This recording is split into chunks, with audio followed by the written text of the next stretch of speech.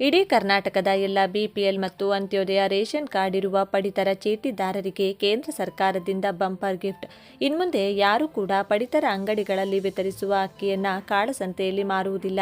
ಯಾಕಂದರೆ super quality ಅಕ್ಕಿ ವಿತರಿಸಲು ಕೇಂದ್ರ ಸರ್ಕಾರ ಅಧಿಕೃತವಾಗಿ ಆದೇಶಿಸಿದೆ. ಹೌದು, ಪ್ರತಿ ತಿಂಗಳು ಪಡಿತರ ಅಂಗಡಿಗಳಿಂದ ಆಹಾರ ಧಾನ್ಯ ಪಡೆದುಕೊಳ್ಳುತ್ತಿರುವ ಎಲ್ಲ ಪಡಿತರ ಫಲಾನುಭವಿಗಳಿಗೆ ಕೇಂದ್ರ ಸರ್ಕಾರ ಭರ್ಜರಿ ಗುಡ್ ನ್ಯೂಸ್ ನೀಡಿದೆ. ಇಲ್ಲಿಯವರೆಗೂ ವಿತರಣೆ ಮಾಡಲಾಗ್ತಿರುವ ನುಚ್ಚಕ್ಕಿಗೆ ಬದಲು ಇನ್ಮುಂದೆ ಸೂಪರ್ ಕ್ವಾಲಿಟಿಯ ಅಕ್ಕಿಯನ್ನು ವಿತರಿಸಲು ಕೇಂದ್ರ ಸರ್ಕಾರ ನಿರ್ಧರಿಸಿದೆ.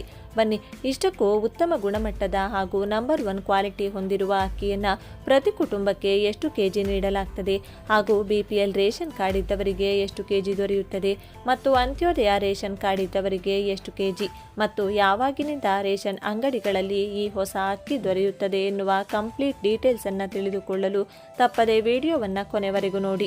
ಹಾಗೂ ಕೇಂದ್ರ ಸರ್ಕಾರವು ಇತ್ತೀಚೆಗೆ ವಿತರಿಸುತ್ತಿರುವ ಅಕ್ಕಿಯಲ್ಲಿ ದೊಡ್ಡ ಬದಲಾವಣೆ ಮಾಡಿ ಒಳ್ಳೆಯ ಕ್ವಾಲಿಟಿ ಉತ್ತಮ ಗುಣಮಟ್ಟದ ಅಕ್ಕಿಯನ್ನು ವಿತರಿಸಲು ನಿರ್ಧರಿಸಿರುವುದು ಇದು ಒಳ್ಳೆಯ ಕೆಲಸ ಅನ್ನೋದಾದರೆ ಈ ವಿಡಿಯೋಗೆ ಈಗಲೇ ಒಂದು ಲೈಕ್ ಮಾಡಿ. ಕೇಂದ್ರ ಸರ್ಕಾರ ಮತ್ತು ರಾಜ್ಯ ಸರ್ಕಾರವು ಪ್ರತಿ ತಿಂಗಳು ಪಡಿತರ ಅಂಗಡಿಗಳ ಮೂಲಕ ವಿತರಿಸುವ ಆಹಾರ ಧಾನ್ಯಗಳು ಅಷ್ಟೊಂದು ಉತ್ತಮ ಗುಣಮಟ್ಟದ ಆಹಾರ ಧಾನ್ಯಗಳಿಲ್ಲದಿರುವ ಕಾರಣಕ್ಕಾಗಿ ಸಾಕಷ್ಟು ಜನ ಆಹಾರ ಧಾನ್ಯಗಳನ್ನು ಪಡೆದು ಕಾಳಸಂತೆಯಲ್ಲಿ ಮಾರಾಟ ಮಾಡಿ ಬಂದ ಹಣದಿಂದ ಉತ್ತಮ ಗುಣಮಟ್ಟದ ಆಹಾರ ಪದಾರ್ಥಗಳನ್ನು ಖರೀದಿಸುತ್ತಿರುವುದು ಇತ್ತೀಚೆಗೆ ಕೇಂದ್ರ ಸರ್ಕಾರದ ಗಮನಕ್ಕೂ ಬಂದಿದೆ.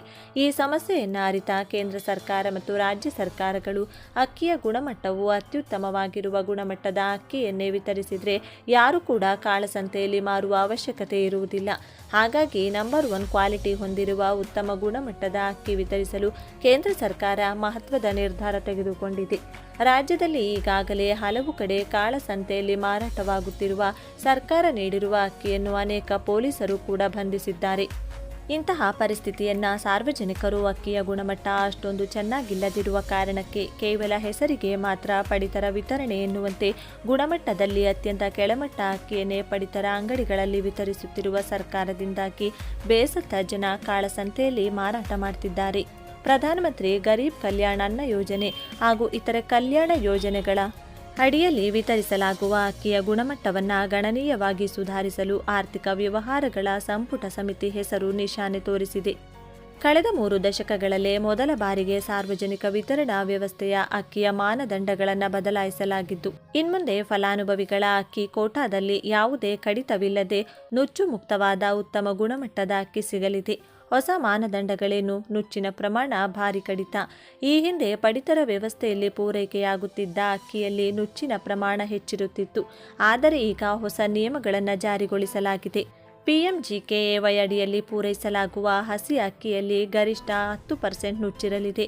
ಇದು ಈ ಹಿಂದಿನ ಗರಿಷ್ಠ 25% ಮಾನದಂಡವನ್ನು ಬದಲಾಯಿಸುತ್ತದೆ.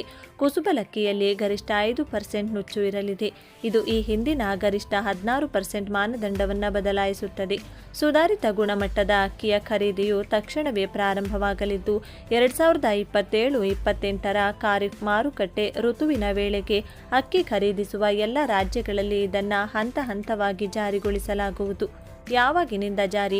ಸುಧಾರಿತ ಗುಣಮಟ್ಟದ ಅಕ್ಕಿ ಖರೀದಿಯು ತಕ್ಷಣದಿಂದಲೇ ಆರಂಭವಾಗಲಿದ್ದು 2027-28ರ ಖಾರಿಫ್ ಮಾರುಕಟ್ಟೆ ಹಂಗಾಮಿನ ವೇಳೆಗೆ ದೇಶದ ಎಲ್ಲ ರಾಜ್ಯಗಳಲ್ಲಿ ಇದನ್ನು ಹಂತವಾಗಿ ಜಾರಿಗೆ ತರಲಾಗುವುದು. ಬಡ ಕುಟುಂಬಗಳಿಗೆ ಸಿಗುವ ಅಕ್ಕಿಯು ನೋಡಲು ಉತ್ತಮವಾಗಿರಲಿದ್ದು ಗ್ರಾಹಕರು ಇಷ್ಟಪಡುವ ರೀತಿಯಲ್ಲಿ ಅತ್ಯುತ್ತಮ ಗುಣಮಟ್ಟವನ್ನು ಹೊಂದಿರಲಿದೆ.